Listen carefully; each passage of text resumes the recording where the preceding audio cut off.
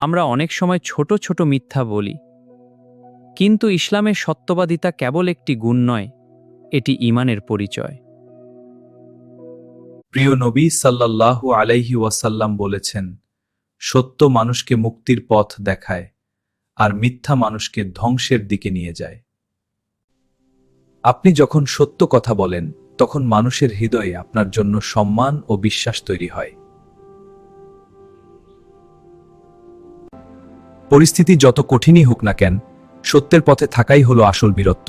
এটিই আত্মিক প্রশান্তি আনে। আল্লাহ সত্যবাদীদের ভালোবাসেন। আমাদের প্রতিটি কথায় যেন সততা ফুটে ওঠে।